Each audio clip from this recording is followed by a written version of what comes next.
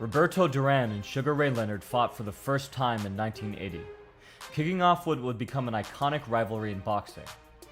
And while their second fight gets most of the attention due to its bizarre ending, their first encounter remains one of the most entertaining matches in boxing, and one of the best fights amongst the four kings.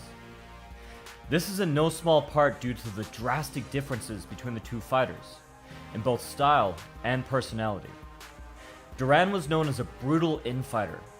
He was a skillful boxer whose skills were missed by many, overshadowed by his unrelenting savagery. Durán used grappling techniques to subdue his opponents, making use of his head, shoulders, and chest to wrestle them into corners, and guard manipulation is to slip in jarring punches from mere inches away. To quote Leonard, he did not defeat his opponents, he demolished them. Durán always went for the knockout and was angry with himself and the world if he didn't get it. His rage controlled him as much as the other way around. In contrast, Leonard was the all-American charmer with the big smile, who boxed beautifully and danced to the tune of Ali and Sugar Ray Robinson. He was known for his movement and speed, and his footwork and rhythm were so refined he could use them in lieu of a jab to set up powerful blows. When the fight was made, Durán only had a vague idea of who Sugar Ray Leonard was, but the more he learned of him, the more Durán developed an intense hatred for Sugar Ray. Durán saw Leonard as an undeserving young pretty boy who was getting the majority of the attention and money. In fact, the press were treating the fight as if Leonard had already won.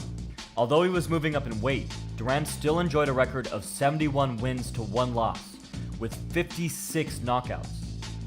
But most of the boxing community, including Muhammad Ali and Sugar Ray Robinson, predicted that Leonard would easily win the fight.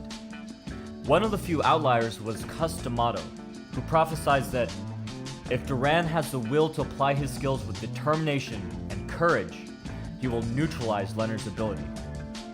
By the time the two first met, Durán was already seething.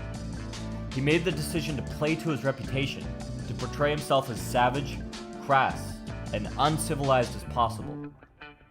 El Diablo, they called me, the devil. I wasn't going to do anything to make them think otherwise.